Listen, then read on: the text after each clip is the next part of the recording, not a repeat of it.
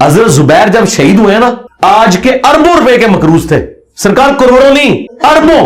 وہ آپ سونے کی ویلیو کیلکولیٹ کریں آج کے ساتھ. اب آپ سوچیں گے حضرت زبیر عشرہ مبشرہ اور وہ جنگ جمل سے ایک دن پہلے اپنے بیٹے کو کہہ رہے ہیں, بخاری کے الفاظ ہیں کہ ہو سکتا ہے میں کل مارا جاؤں تو تم نے میرا قرض اتارنا ہے. اب آپ سوچیں گے کہ اس کے اوپر قرض اربوں روپے کا ہے, وہ کتنے کی دیر ہو رہے. ہوا یہ تھا کہ اس زمانے میں بینک نہیں ہوتے تھے, لوگ جو ہے وہ بڑے لوگوں کے پاس اپنی مانتے رکھواتے تھے, وہ مانتے انہوں نے رکھوا دی, آگے انہوں نے وہ بھی غریبوں میں بانٹنی شروع کر دی. ادھار تو ادھار نہیں ہوتا ہے, حضرت علی کو نہیں تھے حضور ڈیوٹی لگا کے کہ مانتے واپس کرنی ہے, وہ ادھر غریبوں میں لٹا دی اور جن کی مانتے تھی وہ واپس دینی تھی. ٹھیک ہے, بعد میں کتنی مشکل سے حضرت عبداللہ بن زبیر نے وہ قرضہ اتارا ہے, اور وہ اس طرح اتارا ہے, وہ بھی خیر کیا اتارا, وہ بیت المال سے ہی پیسہ گیا سارا.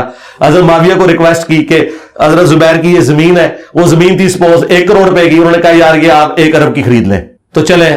تو حضرت معاویہ نے بھی جیب سے کوئی نہیں دیا, بیت المال سے ان کو پیسے دیے. اس طرح مختلف جگہوں سے پیسے کٹ کر کے انہوں نے اپنے باپ کا قرضہ اتارا. تو مجھے بتایا حضرت زبیر کے پاس تو اربوں کا قرضہ تھا, اس طرح باقی صحابہ کے پاس بھی بہت زیادہ ایسٹس تھے, لیکن ان کو زکات دیتا ہے اور اس طرح کے معاملات لے کے چلتا ہے تو یہ جائز ہے, لیکن یہ پسندیدہ نہیں ہے.